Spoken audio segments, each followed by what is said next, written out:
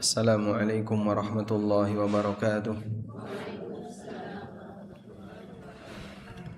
Alhamdulillah wassalatu wassalamu ala Rasulillah wa ala alihi wa sahbihi wa mawalah. Wa ashhadu an la ilaha illallah wahdahu la syarikalah wa ashhadu anna Muhammadan abduhu wa rasuluh sallallahu alaihi wa ala alihi wa sahbihi wa man tabi'al huda ila yaumil qiyamah.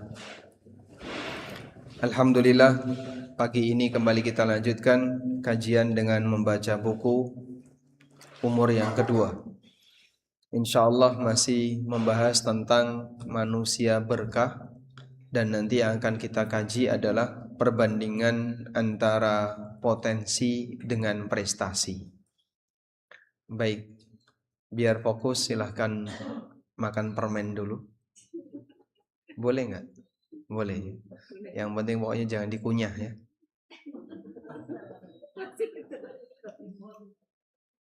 Timut. Baik. Manusia yang paling dicintai oleh Allah di antara sifatnya adalah paling banyak memberikan manfaat bagi yang lain. Di buku halaman 34 saya sebutkan sebuah hadis. Ahabbun nasi ilallah anfa'uhum linnas. Manusia yang paling dicintai oleh Allah adalah yang paling banyak memberi manfaat bagi manusia yang lain. Disinilah bentuk perlombaan kita. Bagaimana agar kita bisa menjadi manusia yang bisa memberi manfaat bagi sesama. Dan itulah prestasi yang sesungguhnya.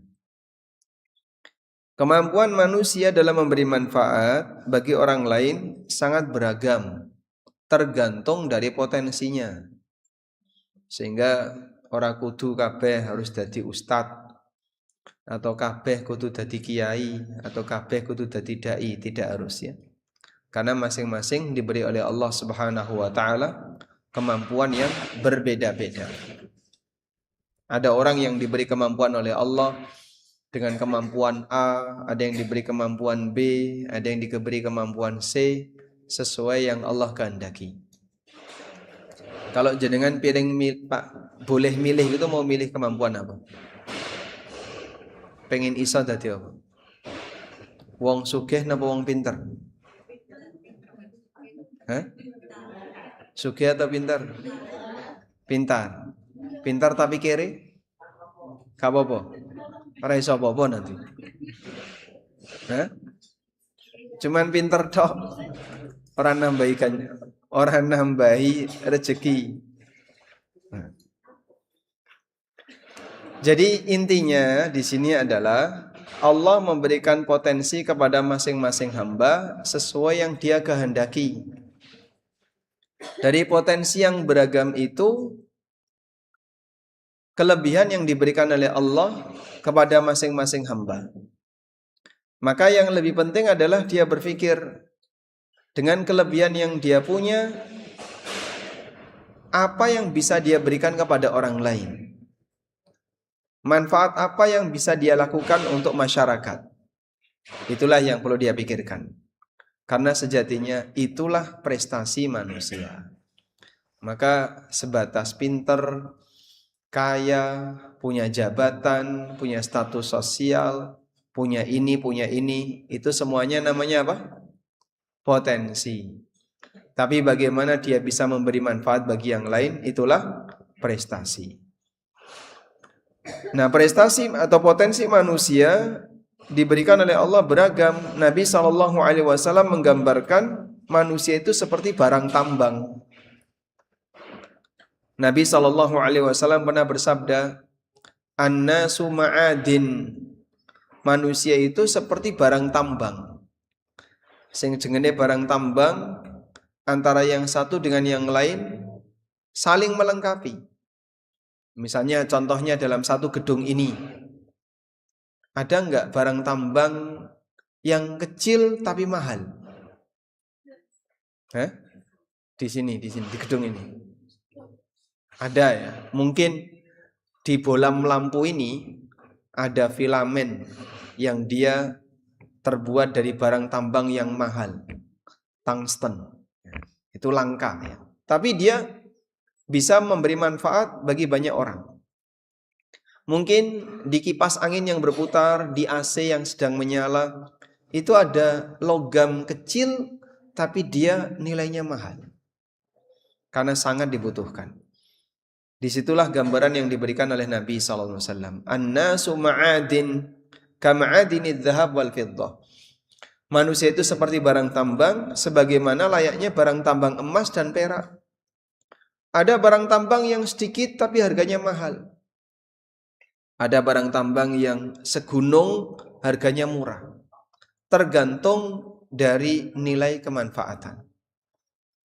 Saya itu pernah penasaran, kenapa emas itu kok mahal? Sampai menemukan sebuah hadis dari Urfujah bin As'ad. Emas sama perak harganya berapa selisihnya? 1 gram emas sekarang pinter? 2,7 ya. Kalau perak 1 gram 30.000, jauh sekali selisihnya.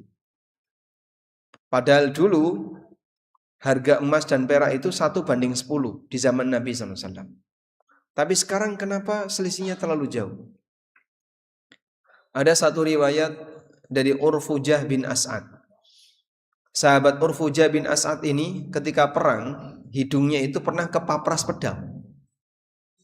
Sehingga hidungnya putus. Itulah orang Arab ya, karena mancung keluar. Kalau kita perang mungkin hidungnya aman ya. Lalu oleh beliau radhiyallahu anhu, hidungnya tadi ditambal pakai perak. Sehingga kepapras dikasih hidung tambahan hidung perak. Ternyata fa'antana, ternyata makin borok gitu ya. Lukanya itu makin parah sampai jadi bernanah. Lalu oleh Nabi SAW, beliau diperintahkan untuk mengganti dengan emas. Ketika digantikan emas, sembuh, bisa menyatu dengan daging. Dan ternyata itulah kelebihan emas. Emas itu kalau ditempel di badan, bisa menyatu dengan badan manusia. Makanya ring jantung itu bahannya emas. Kenapa kok ring jantung bahannya emas? Padahal itu dimasukkan ke dalam pembuluh yang sempit sekali. Dulu bayangan saya ring jantung itu kayak cincin manusia gitu ya. Ditaruh di pembuluh-pembuluh. Ternyata tidak. Bentuknya kayak sedotan ya. Kayak sedotan, kemudian dimasukkan ke pembuluh yang sudah bumpet, yang sudah macet karena terlalu banyak lemak-lemak yang nempel. Nah, baru kemudian dia bisa menyatu dengan pembuluh darah. Padahal pembuluh darah itu lembut, kecil.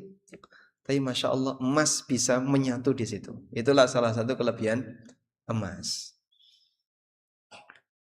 Untuk laki-laki tidak diperkenankan menggunakan emas sebagai perhiasan. Tapi boleh menggunakan emas sebagai pengobatan.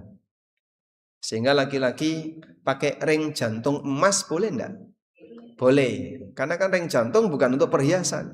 Betulan, aku punya ring jantung. Bangga atau malah sedih? Ya, karena berarti dia sakit. Tapi kalau pakai perhiasan emas, cincin emas, kalung emas, gelang emas, ini dosa besar. Dan banyak laki-laki yang terkadang pakai kalung emas, kalungan emas. Ini laki-laki berwatak wanita. Artinya apa? Banci. Pernah satu ketika Nabi SAW melihat ada sahabat yang memakai cincin emas. Langsung dipegang sama beliau tangannya, kemudian ditarik cincinnya, terus beliau banting. Ya'midu ahadukum bijamratin minan nar. Ada di antara kalian yang sengaja untuk menggenggam bara api neraka. Setelah itu ditinggal pergi. Sahabat tadi cuma diam saja. Lalu didatangi oleh sahabat yang lain. Ambil cincin itu, kasihkan ke istrimu. Apa kata sahabat ini? Aku tidak mau mengambil sesuatu yang telah dibuang oleh Rasulullah SAW. Aku tidak mau mengambil sesuatu yang sudah dibuang oleh Nabi Sallallahu Alaihi Wasallam. Subhanallah. Disinilah bagaimana contoh ketundukan para sahabat, sehingga saat mereka berbuat salah lalu diingatkan, itu enggak bantah. Bahkan ketika benda berharga yang ada di badannya itu dibuang oleh Rasulullah SAW, dia tidak melawan. Mau coba kalau orang zaman sekarang, Pak, cincin emas ya Pak, nggak boleh dipakai Pak. Wah, sudah langsung komentar, nggak terima dan seterusnya. Karena orang sekarang ketika diingatkan, terkadang kebanyakan di antara mereka tidak mau menerima. Baik, kembali ke sini. Kalau perempuan menggunakan perhiasan emas, boleh atau tidak? Boleh. Ya. Tapi Allah perintahkan jangan dipamerkan, jangan ditampakkan. Maka perhiasan-perhiasan emas itu kalau bisa disimpan. Bahkan sampai perhiasan emas yang ada di kaki, yang kalau digedruk-gedruk nemuni, namanya apa itu? Hah? Gelang kerincing, tapi ditaruh di kaki. Allah Subhanahu wa taala mengatakan wala yadribna bi arjulihinna liyu'lama ma yukhfina min zinatihin. Jangan kamu hentakkan kakimu untuk memberitahu orang lain perhiasan yang tersembunyi di badanmu. Jangan gedruk kaki, jangan menghentakkan kaki untuk membunyikan gemerincing gelang kaki. Kalau Jawa Timur nyebutnya benggel. Benggel itu berarti gelang kaki. Apa namanya kalau daerah sini? Kerincing. Kerincing. Jadi dia dibunyikan biar nanti orang mendengar. Oh, kakinya ternyata pakai gelang. Kayak sapi. Nah, sapi kan kelundang-kelunding di kalung ya. Kali ini di kaki. Tapi dia bangga dengan itu. Nah, ini dilarang oleh Allah Subhanahu wa taala. Ada juga orang yang ketika angkat tangan keroncong. Ketika angkat tangan bunyi. Tapi dipamer-pamer ke, dilirik karo sebelah. Masya Allah, utangnya oke. Karo sebelah dikandani kayak mono galang palsu. Aku ngerti tukune ning ndi. Subhanallah. Itu karena saling pamer dengan perhiasan. Baik. Barang tambang dalam kehidupan manusia saling melengkapi. Seseorang ketika dia membangun rumah, dia butuh aneka barang tambang dari yang murah hingga yang sangat mahal. Jadi artinya begini, kita diberi oleh Allah potensi yang beragam. Ada manusia yang harganya mahal, ada manusia yang harganya murah. Dalam arti melihat dari potensinya. Tapi nggak ada ceritanya. Kalau jenengan bangun bangunan, aku butuh emas semua. Dari mulai tanah uruk dipakai emas, lantainya emas, temboknya emas. Ada nggak kayak gitu? Nggak ada. Pasti dia butuh barang tambang yang lain. Itulah kehidupan. Kita saling melengkapi antara satu dengan yang lain. Sehingga dalam satu bangunan ini ada tanah uruk, ada kerikil, ada batu, ada semen, ada batako, ada besi, ada aluminium, ada platinum yang mungkin tersimpan di jam, tersimpan di kipas angin, dan seterusnya. Lalu menjadi satu, terwujudlah sebuah bangunan. Kehidupan juga seperti itu. Ono sing pinter ngandani, ana sing pinter dadi guru, ana sing pinter dadi napa mulih tukang bangunan, ana sing pinter dadi iki. Masing-masing manusia diberi oleh Allah potensi yang beragam agar kehidupan dunia ini bisa berjalan. Sehingga hidup manusia mereka saling melengkapi. Itulah gambaran potensi manusia yang beragam. Allah Subhanahu wa taala berikan kepada mereka potensi yang berwarna-warni sehingga mereka bisa saling melengkapi sesuai dengan potensi yang Allah berikan kepadanya. Karena itu, ketika seseorang ingin menjadi pribadi yang bermanfaat, bisa dia melakukannya sesuai dengan potensi yang dia miliki. Maka jangan kemudian berpikir, aku dudu ustadz ora iso apa-apa. Enggak kayak gitu. Anda bisa apa? Wah, ini aku insya Allah duwe donya, muga-muga iso nyumbang kegiatan dakwah. Berarti gunakan potensi harta untuk itu. Aku ora duwe donya ya Pak. Ora pinter, tidak punya harta. Anda punyanya apa? Aku punya tenaga. Aku iso resik-resik. Saya bisa bersih-bersih, saya bisa ini, bisa ini. Manfaatkan potensi yang ada untuk memberi kebaikan bagi sesama. Saya kemarin sempat ketemu orang ya. Waktu sholat jamaah, beliau itu nata sandal. Jadi pas di masjid itu sandalnya besasian, ditata sama beliau rapi gitu ya. Terus saya bilang, loh kenapa kok ditata? Ya saya bisanya hanya ini Pak Ustadz. Mungkin semoga ini memberi manfaat bagi yang lain. Madep.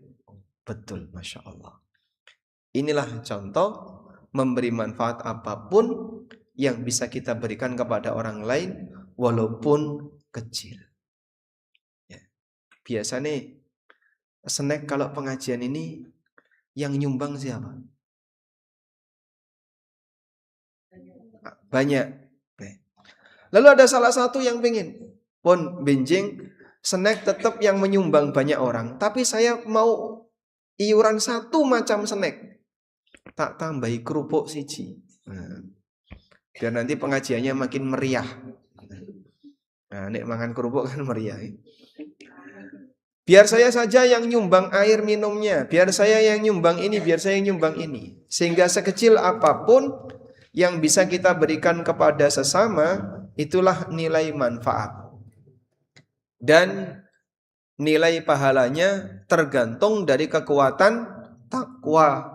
Nilai pahalanya tergantung dari kekuatan apa? Takwa. Semakin bertakwa, makin tinggi nilai pahalanya.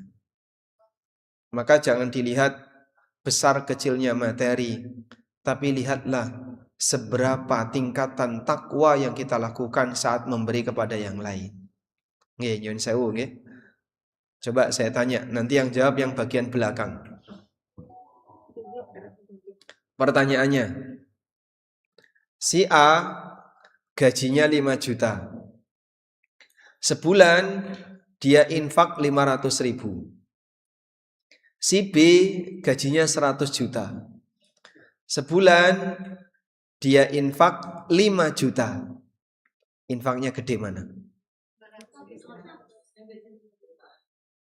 Gede mana? Si A gajinya 5 juta. Sebulan infak berapa? 500 ribu. Si B gajinya 100 juta. Sebulan dia infak 5 juta. Gede mana? A atau B? A kan cuma 500 ribu. Hah? 10%. Kalau si B cuma 5%. Maka infak itu tidak dilihat dari besaran nilai yang dikeluarkan, tapi seberapa nilai perbandingan antara yang dikeluarkan dengan yang ditabung. Maka misalnya ada ibu-ibu sampun sepuh, sudah tua, kurban kambing. Dengan bapak-bapak sing sugih, duitnya banyak, kurban sapi. Bisa jadi ibu yang kurban kambing ini pahalanya lebih gede daripada yang kurban sapi yang itu. Karena ibu ini kurban kambing satu harganya 2 juta. Jenengan tabungannya pinten? Gini ku tabungan kula Mas. Terus nggih pun telas. Tabungannya habis dipakai untuk kurban kambing. Mampunya cuman kambing, tapi itu menghabiskan semuanya. Yang kurban seekor sapi, Bapak harga berapa ini? Kemarin beli 30 juta Mas. Aku golek sing paling larang. Tabungannya sampean miliaran. Sehingga itu tidak menghabiskan semuanya. Gue ini ngomong nganggo anggaran kantor kok, Mas. Baik. Jadi kalau ada orang yang dia beramal tidak dilihat dari besar kecilnya materi, tapi lihat perjuangan dan nilai takwa yang dia lakukan. Ada satu cerita ya. Saya nggak tanya sudah pernah dengar atau belum. Pasti belum. Ada seorang raja. Dia bangun masjid. Dan dia minta tidak boleh ada satupun yang ikut membantu. Biar aku sendiri. Nanti masjidnya dikasih nama dia. Ya, misalnya namanya Abdul Hamid. Ya, nanti masjidnya jadi Masjid Abdul Hamid. Setelah masjid itu jadi, dengan semua biaya dari sang raja. Dan dilakukanlah peresmian dengan nama Masjid Abdul Hamid. Tiba-tiba raja ini bermimpi. Dalam mimpinya, nama Abdul Hamid tadi diturunkan. Diganti Masjid Fatimah. Loh kok nama saya dihilangkan? Malah diganti dengan nama yang lain. Kaget beliau. Akhirnya terbangun. Kemudian beliau merasa nggak nyaman. Ada yang mengganti nama masjid saya. Diparani masjidnya, tetap tulisannya Abdul Hamid. Tidak ada perubahan. Di malam berikutnya, dia mimpi lagi. Dalam mimpi itu dia melihat yang sama. Nama Abdul Hamid dicopot. Diganti Masjid Fatimah. Beliau juga kaget. Loh kok ada yang ganti namanya? Sisanya ditilii, tetap sama. Masjid Abdul Hamid. Tidak ada yang berubah. Fisik masjid tetap sama. Sampai kalau nggak salah ketiga kalinya. Beliau mimpi yang sama. Terus beliau mulai sadar. Ini jangan-jangan peringatan. Bukan karena ada orang yang mau berbuat dolim lalu ganti nama masjidnya, tapi ini peringatan yang diberikan oleh Allah untuk dia. Akhirnya dia cari, ada enggak ibu yang namanya Fatimah di sekitar masjid itu. Dicari, ketemu. Ternyata ibu yang bernama Fatimah itu punya tanah di sebelah masjid, kepapras oleh masjid.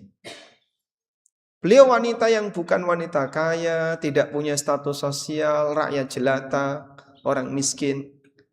Tapi orang ini mungkin menghibahkan tanahnya dengan lebih ikhlas dibandingkan sang raja yang sudah nyumbang tanah paling luas. Bangunannya utuh, biaya dari pribadi dia, cuman pengen namanya terpampang di sana. Maka amalnya Bu Fatimah lebih diakui oleh Allah daripada amalnya Pak Abdul Hamid. Karena dia ingin membesarkan dirinya. Makanya kalau orang itu beramal, kita memberi manfaat bagi orang lain, bukan dalam rangka untuk nyari pengakuan dari orang, tapi tujuannya adalah dalam rangka untuk mencari ridha Allah Subhanahu wa ta'ala. Sudahlah nama kita nggak ada di papan saat ditulis ketika korban. Kok jenengku ra ono ya Pak? Wong aku melu nyumbang sapi kok. Kira-kira tanya nggak? Ya? Mungkin kan dia nggak terima. Kenapa nama saya nggak ada? Wong aku ikut nyumbang. Yang lain ditulis kok jenengku ra ono ditulis. Dia nggak terima. Karena dia ketika beramal ingin membesarkan dirinya, bukan membesarkan dan mengagungkan Allah Subhanahu wa ta'ala. Terutama mohon maaf untuk yang namanya amal yang dilihat oleh orang yang bisa menjadi salah satu penyebab meningkatnya status sosial. Sehingga disebut orang dermawan, disebut sebagai orang yang royal, disebut sebagai orang yang telah banyak berjasa bagi umat dan masyarakat. Itu beresiko untuk tidak ikhlas. Itu lebih beresiko untuk tidak ikhlas. Contohnya apa Pak? Contohnya haji. Makanya orang kalau berhaji kok tidak dikasih label H. Itu gimana kira-kira? Hah? Banyak yang protes. Nggak terima dia. Bagi mereka yang mungkin sudah mulai sadar diri, ya tidak dikasih H juga nggak apa-apa. Karena saya tidak berharap gelar H. Saya adalah orang yang selalu bahagia sehingga banyak hahaha. Maksudnya apa? Kok selalu tertawa. Maka bagi sebagian orang yang dia sudah mulai sadar, haji bukan dalam rangka untuk nyari gelar. Ada gelar, tidak ada gelar bagi dia santai saja. Yang penting amal dia ikhlas lillahi ta'ala. Ada nggak Pak orang yang seperti itu? Haji cuma nyari gelar. Hah? Kalau mau disurvei cukup banyak. Kalau mau serius disurvei cukup banyak. Padahal nyuwun pangapunten nggih, kadang di sana juga nggak maksimal. Kadang banyak di antara jamaah haji itu yang meninggalkan aneka kewajiban-kewajiban haji. Jadi jangankan hajinya sah, jangankan mabrur, sah saja belum tentu. Kenapa Pak? Pas haji tidak mabit di Musdalifah. Ketika haji bahkan ada yang tidak lempar jumroh. Ada yang tidak mabit di Mina, lebih seneng di hotel transit. Ketika haji malah sibuk ke Jeddah, bolak-balik neng Jeddah, jalan-jalan di Jeddah. Ada sebagian jamaah itu ketika di Mekah dia sakit, ya. Begitu diajak ke Jeddah sembuh. Akhirnya hotelnya dipindah ke Jeddah karena dia sakit ketika di Mekah. Pas mau wukuf di Arafah, balik lagi ke Mekah, sakit lagi. Masya Allah. Sehingga seperti orang yang ditolak oleh Allah. Mau bertamu, karena jamaah haji itu statusnya apa? Sebagai tamu Allah. Mau bertamu, tapi ditolak oleh zat yang memiliki rumah. Allah Azza wa Jalla. Sehingga ada orang yang karena hartanya itu harta haram, maka hajinya tidak diterima oleh Allah Subhanahu wa taala. Makanya jangan sampai kita bangga dengan amal padahal tidak ada jaminan amal kita diterima oleh Allah Subhanahu wa taala. Selanjutnya, manusia yang berkah akan didoakan oleh para makhluk. Para makhluk termasuk binatang mendoakan kebaikan bagi orang yang mengajarkan kebaikan bagi orang lain. Saya ulangi ya. Para makhluk termasuk binatang mendoakan kebaikan bagi orang yang mengajarkan kebaikan bagi masyarakat. Sehingga yang punya peran mengajarkan kebaikan bagi masyarakat didoakan kebaikan oleh para malaikat, didoakan oleh makhluk yang tidak berakal, para binatang. Coba kita lihat hadis berikut ini. Dicatat ya. Dicatat. Biar nggak ngantuk. Nyatat. Dari Abu Umamah radhiyallahu anhu. Nabi sallallahu alaihi wasallam bersabda. Sahabat siapa tadi? Abu Umamah radhiyallahu anhu. Nabi sallallahu alaihi wasallam bersabda.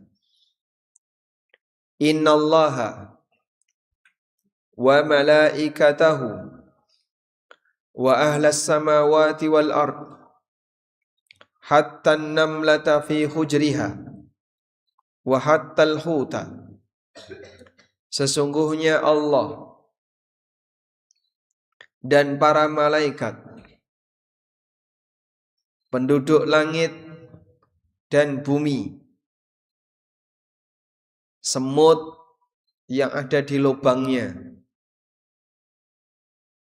sampai ikan. La yusalluna ala muallimin nasil khaira.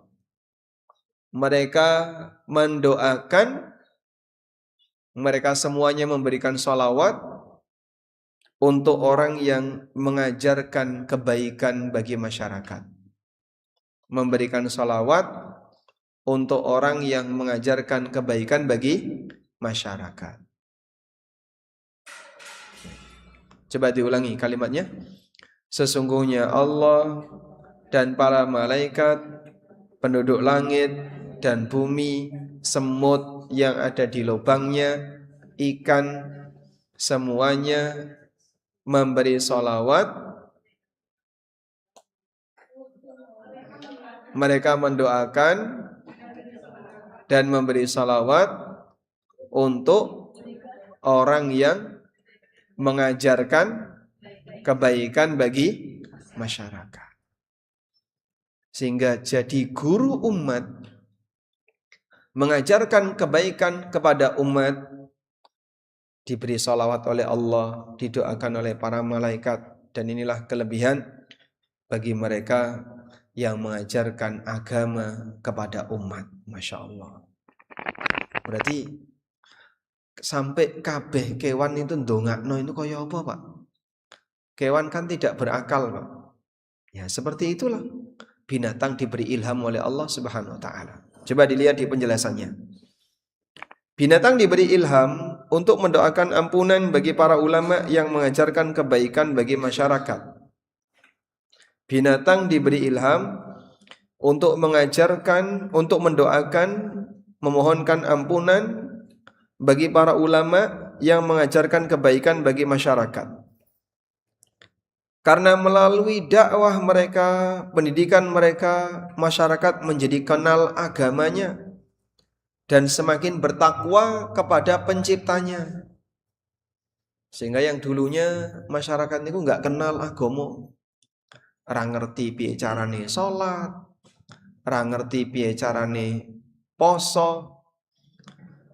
Tapi karena dididik oleh salah satu orang yang tinggal di situ, akhirnya masyarakat jadi kenal.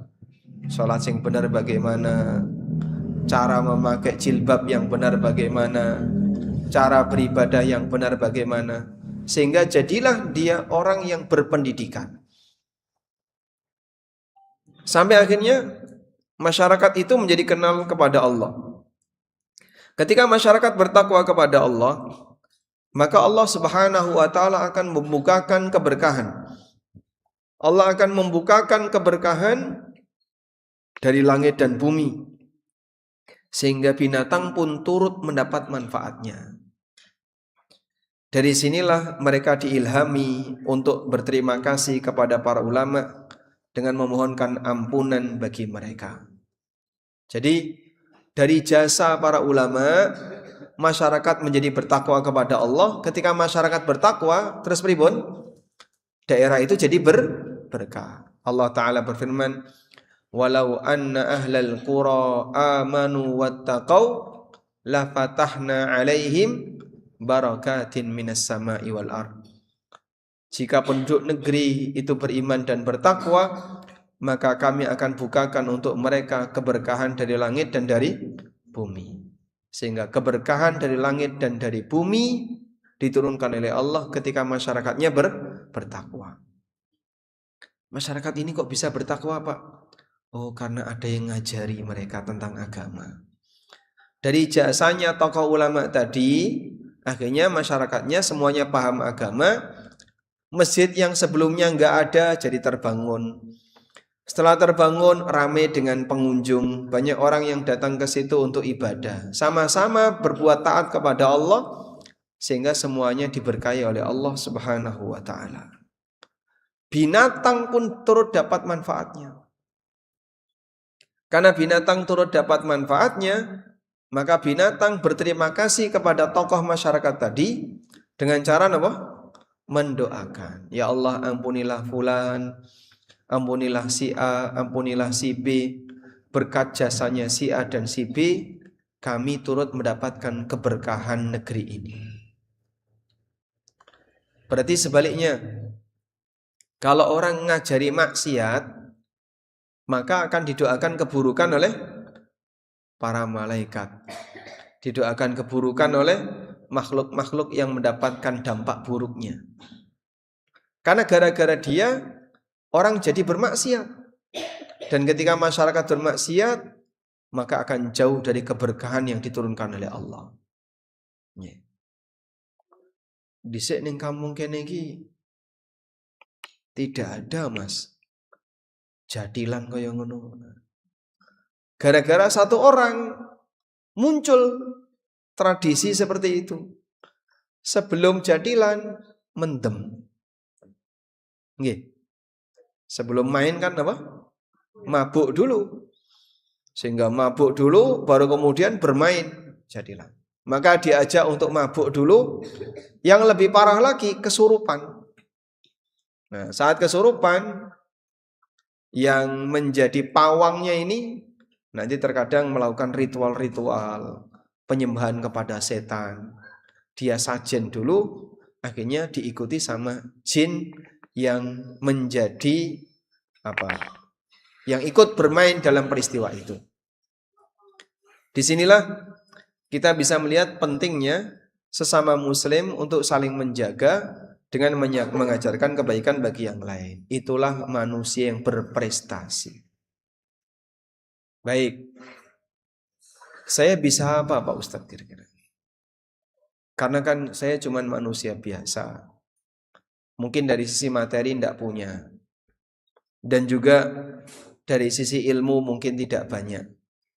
Apa yang bisa saya berikan? Nah, mungkin ya, sebagai saran begini. Jangan pernah berpikir untuk menjadi orang bermanfaat bagi orang lain harus sempurna 100%. Itu mustahil. Sebab kita bukan nabi. Tapi berikanlah manfaat sebisanya walaupun sedikit. Makanya Nabi SAW berpesan, La tahkiranna minal ma'rufi syai'a. Jangan kamu meremehkan kebaikan walaupun sedikit. Diulangi ya. Jangan meremehkan kebaikan walaupun sedikit. Kenapa kita tidak boleh meremehkan kebaikan walaupun sedikit? Karena kebaikan ini dibutuhkan oleh semuanya. Walaupun sedikit. Nyun sewu, okay? Misalnya jenengan masak. Mbok kono tonggone dibagi. Mong koyo ngene kok dikekno wong. Akhirnya dia terhalangi untuk berbuat baik karena dia meremehkan kebaikan tadi. Terhalangi untuk berbuat baik sehingga dia nggak jadi untuk berbuat baik. Mong koyo ngene kok dikekno wong. Ngoten nggih? Ada nggak orang kayak gitu? Dia pulang dari safar bawa oleh-oleh. Mbok tonggone iku dikeki oleh-oleh. Mong koyo ngene kok dikekno isin. Nah, itu sama dengan meremehkan kebaikan sampai menghalangi dia untuk berbuat kebaikan. Karena kamu meremehkan kebaikan, akhirnya kamu nggak jadi melakukan kebaikan itu. Padahal orang untuk bisa memberikan kebaikan bagi yang lain itu bisa dengan sangat mudah. Di saat yang sama, bagi penerima kebaikan jangan meremehkan. Koyo ngene kok dikekno wong to. Jangan lihat besar kecilnya hadiah. Tapi lihatlah hati yang diberikan kepadamu. Karena memberi hadiah itu sama dengan berbagi hati. Sehingga walaupun dia cuma ngasih hadiah A, ngasih hadiah B, tapi karena ini berangkat dari suasana saling mencintai, itu bisa menjadi sesuatu yang berharga. Saya mau tanya, hadiah sapu tangan itu berharga nggak? Berharga ya? Kata jenengan Rien waktu SMA kan ya? Cuman dikasih sapu tangan. Sama siapa? Teman sekolahnya. Itu tanda apa itu? Hah? Tanda apa? Tanda umbelen. Makanya dikasih sapu tangan. Dikasih tisu. Jadi jangan melihat besar kecilnya hadiah. Walaupun kecil, tapi itu berangkat dari perasaan perhatian. Berangkat dari perasaan apa? Saya mencintai kamu. Itu bernilai besar. Makanya Nabi SAW mengatakan tahadau tahabu. Lakukanlah saling memberi hadiah agar kalian bisa saling mencintai. Saya pernah ketemu bapak-bapak. Beliau itu dikasih sarung bekas oleh salah satu jamaah. Jadi jamaah ini ibu-ibu, usianya mungkin 80-an tahun, suaminya meninggal. Nah, terus sarungnya suaminya itu dikasihkan ke bapak ini, yang usianya mungkin 70-an tahun. Waktu saya mampir ke masjid itu, beliau bilang, sarung ini dikasih ibu itu. Sering tak pakai, tak tunjukkan ke beliau. Nek sarungnya tak pakai. Sehingga kalau ngasih hadiah, kepake seneng enggak? Kenapa? Berarti diajeni, dihargai, dan kita akan merasa bahagia. Itulah makna la tahkiranna minal ma'rufi syai'a. Jangan meremehkan kebaikan sedikit pun. Sehingga kalau orang sudah memberikan kebaikan bagi kita, sekecil apapun, hargai. Selanjutnya, kita akan beralih ke pembahasan tentang tabarruk. Lihat di halaman 36. Tabarruk atau ngalap berkah. Mencari berkah dari makhluk yang berkah. Mencari berkah dari makhluk yang berkah. Tentu ada aturannya. Dan semua aturan itu tujuannya adalah agar ngalap berkah tadi tidak mengantarkan kepada perbuatan yang menyimpang. Terutama praktek kesyirikan. Ada nggak Pak ngalap berkah yang salah? Banyak sekali. Terutama di zaman ketika orang itu gandrung dengan kata-kata wali, tapi salah dalam menempatkan diri. Ini kita sebutkan contohnya. Berikut beberapa bentuk ngalap berkah yang tidak melanggar aturan syariat. Pertama, ngalap berkah dengan Al-Quran. Ngalap berkah dengan Al-Quran bentuknya adalah dengan mempelajarinya, mentadabburi maknanya, dan berusaha mengamalkannya. Karena Allah Subhanahu wa ta'ala sebut Al-Quran ini sebagai kitab yang diberkahi.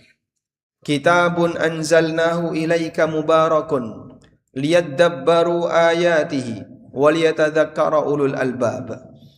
Ini adalah kitab yang kami turunkan kepadamu, penuh berkah, supaya mereka mentadaburi, memperhatikan ayat-ayatnya, dan supaya mendapatkan pelajaran dari orang-orang yang memiliki pikiran.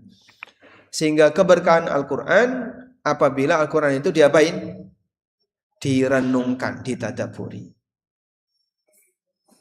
Maka ngalap berkahnya Quran, diwoco, direnungkan maknane, baca terjemahannya berkali-kali.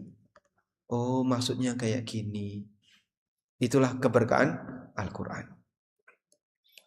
Praktek yang salah dalam hal ini adalah menjadikan Quran sebagai jimat, atau Al-Quran dijadikan teh celuk.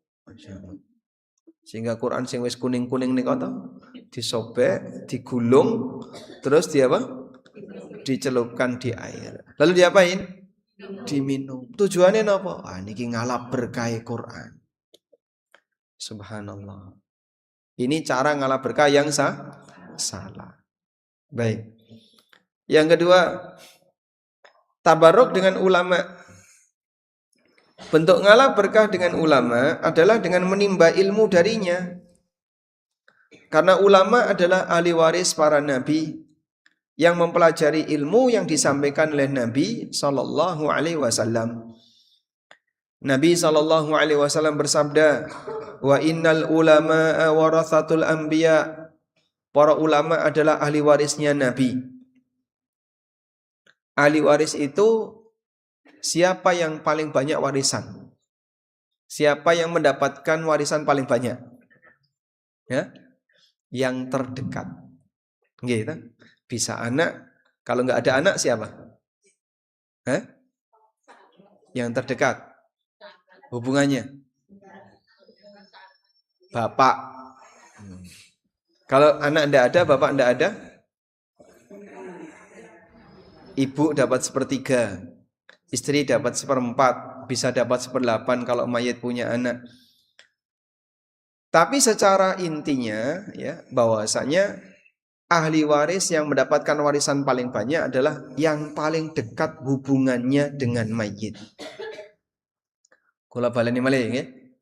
Ahli waris yang paling banyak mendapatkan warisan adalah yang paling dekat hubungannya dengan mayit. Sehingga para ulama disebut ahli warisnya para nabi. Maka semakin banyak ilmu dan pemahaman agama yang dia miliki, makin dekat kedudukannya dengan para nabi. Karena itulah besok di surga orang yang derajatnya paling dekat dengan para nabi adalah derajatnya sinten? Ulama. Para nabi, di bawahnya derajat para sahabat, di bawahnya lagi derajat ulama.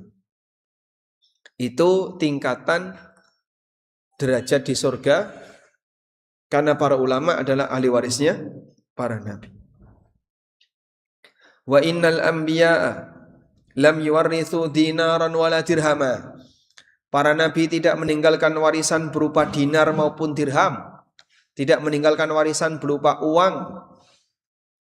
Warrasul ilma, tapi mereka meninggalkan warisan berupa ilmu. Faman akhadahu akhadha bihadzin wafir. Siapa yang mengambil ilmu berarti dia mengambil jatah yang banyak dari warisan Nabi.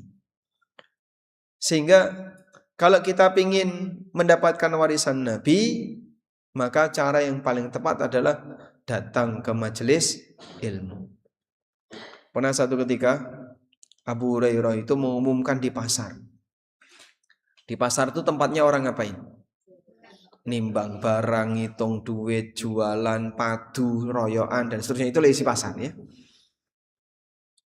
Lalu Abu Hurairah datang ke pasar, kemudian beliau menyampaikan, kalian ini kenapa ada di sini? Apa kalian nggak tahu? Kalau sekarang warisan Nabi SAW sedang dibagi di masjid. Yang benar, iya. Baik, langsung ditinggalkan barang-barang itu, peleper-peleper semuanya menuju masjid. Semuanya langsung berlari menuju masjid. Sampai di masjid, mereka tidak melihat ada orang sedang bagi harta. Akhirnya balik lagi ke pasar. Golek Abu Hurairah. Ketemu, loh, katamu warisan Nabi SAW sedang dibagi. Kami sudah datang di masjid, tidak ada apa-apa. Kamu lihat apa di masjid? Ada yang baca Quran, ada yang sedang belajar, kemudian ada yang sedang mempelajari Al-Quran, ada yang menyampaikan, kemudian didengar oleh beberapa orang. Itulah warisan Nabi SAW. Al-Quran itu warisan Nabi SAW.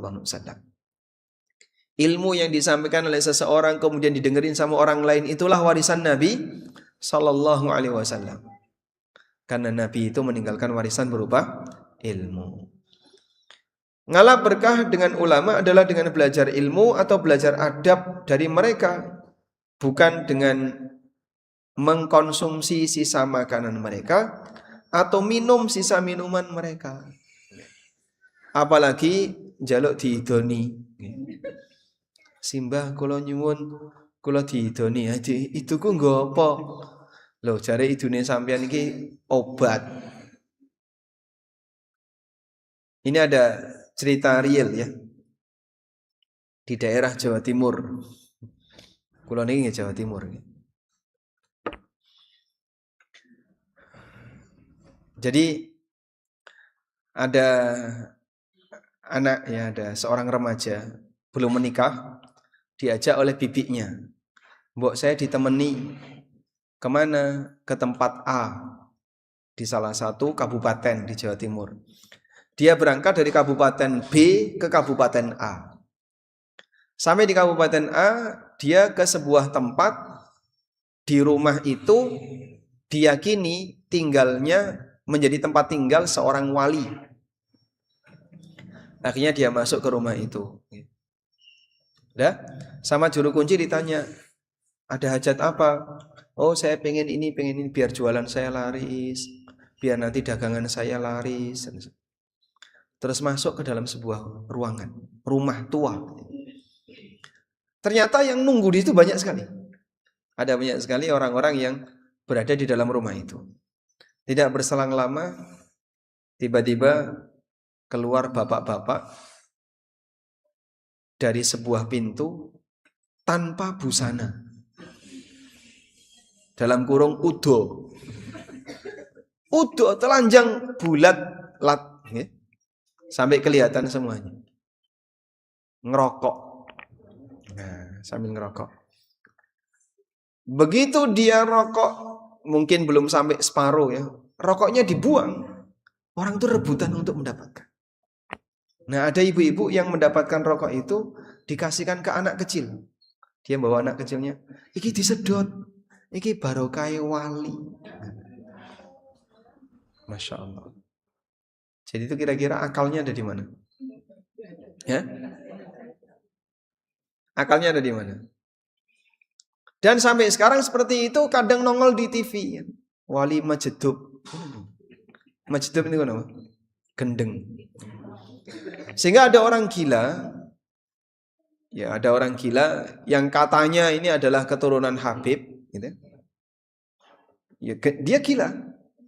Ya, cuman kadang pakai kolor tok, terus duduk di mimbar, kemudian dikasih rokok. Orang di kanan kirinya dzikir. Nanti kalau rokoknya dibuang rebutan, gantian dipakai. Ya. Dan seperti ini di Indonesia masih banyak. Selama di Indonesia masih banyak seperti ini, itu bukti bahasanya ya, masih banyak yang kacau agamanya. Sehingga butuh banyak pendidikan kepada masyarakat untuk memberikan arahan kepada mereka tentang bagaimana cara ngalah berkah yang benar. Kemudian di situ juga ada ngalah berkah dengan perbuatan. Misalnya kumpul saat makan akan mendapatkan keberkahan. Nabi SAW pernah bersabda, "Istamiu ala ta'amikum wadhkuru smallahi alaihi yubarak lakum fihi." Kalau makan kumpul, sebut nama Allah agar kalian diberkahi. Maka kalau makan jangan sendiri-sendiri. Sepiring berdua suami istri.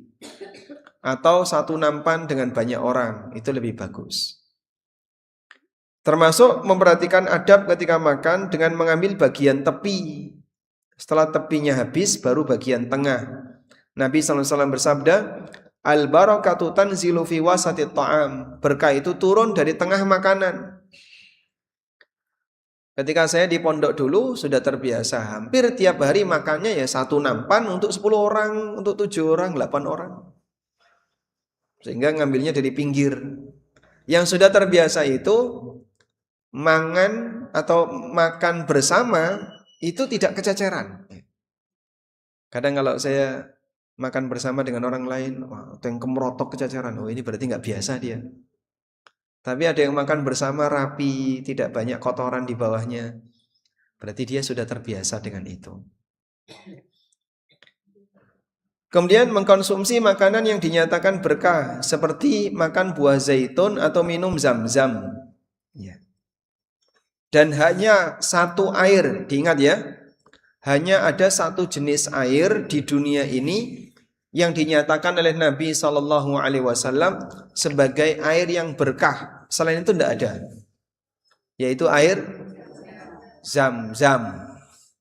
Inilah air yang bisa jadi obat. Ada satu lagi yaitu air hujan. Ya.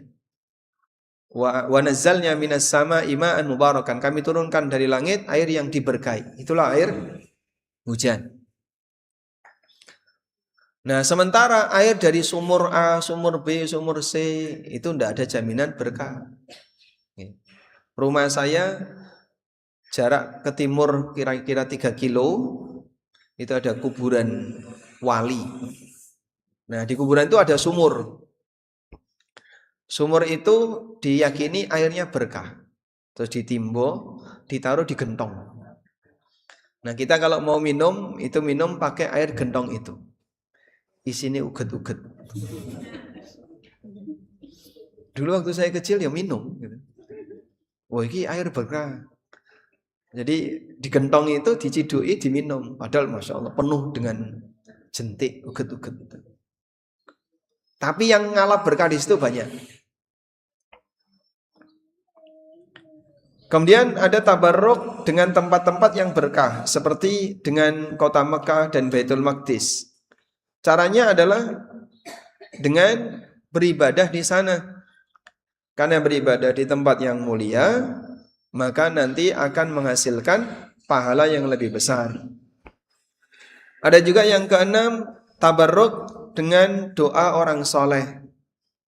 Misalnya ngalah berkah dengan para sahabat, para wali dan orang soleh. Bentuknya adalah meniru kebaikannya, mencontoh, belajar ilmu darinya, dan minta didoakan.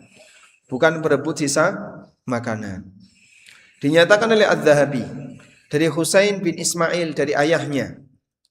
Kana yajtami'u fi majlisi Ahmad zuha'a khamsati alafin au yazidun.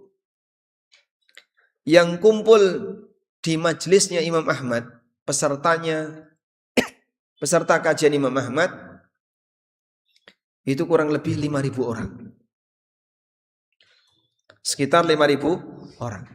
Masya Allah. 5.000 orang itu ditaruh di mana ya? Berarti masjidnya mungkin nggak cukup ya. Ini kajiannya di luar. Hanya ada 500 yang menulis hadis. Sisanya mereka tidak datang untuk belajar nulis, tapi mereka datang untuk belajar adabnya Imam Ahmad. Bagaimana Imam Ahmad ketika beradab di majelis. Itu yang dipelajari.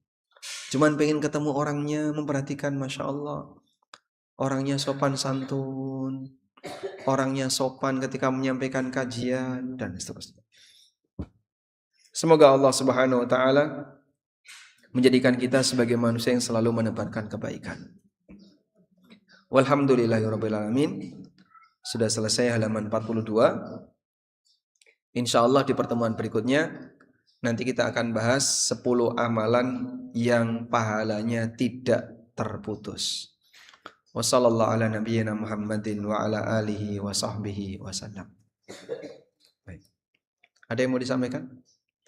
Tidak ada? Monggo.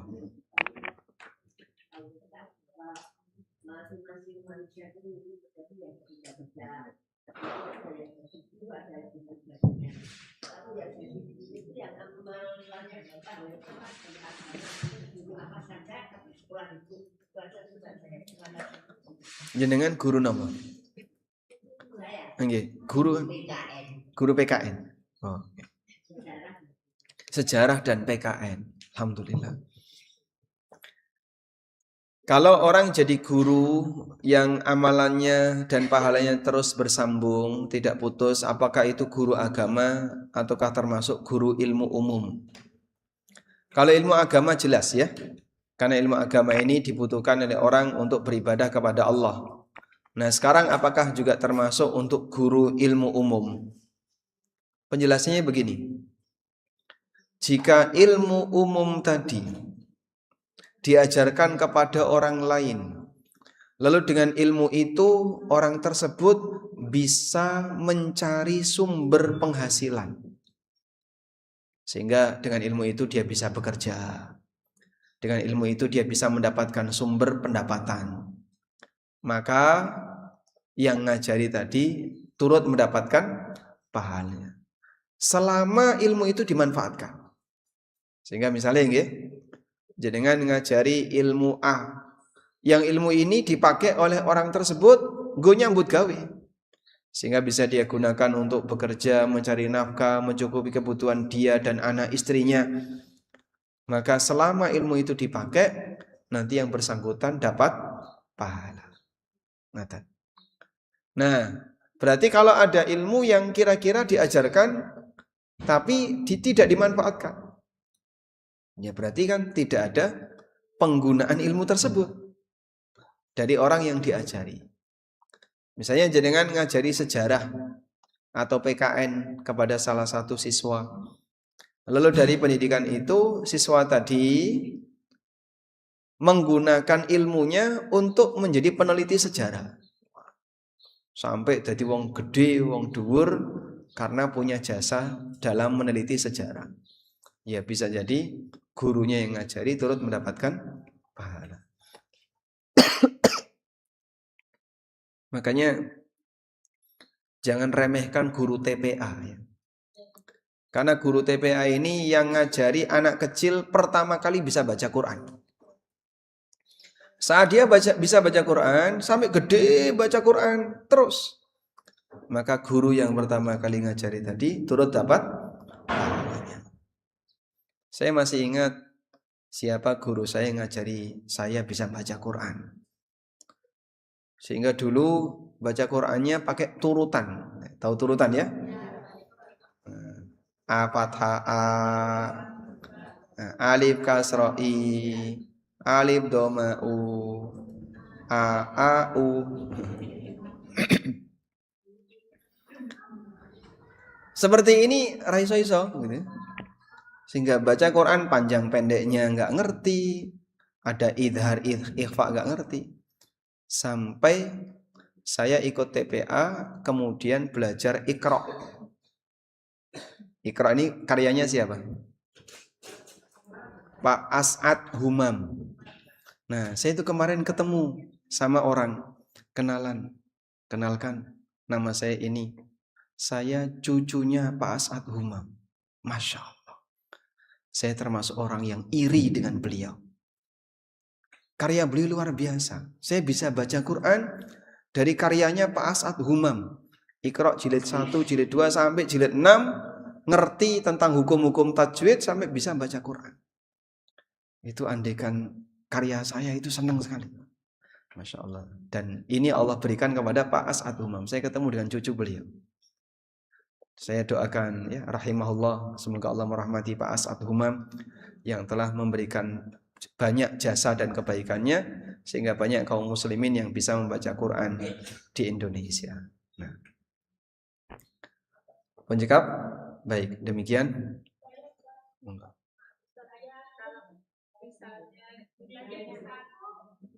Pripun?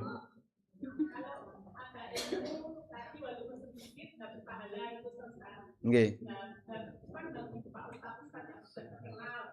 Bagaimana kalau seperti jamaah kemudian memberikan yang didapat memberikan kepada yang lain.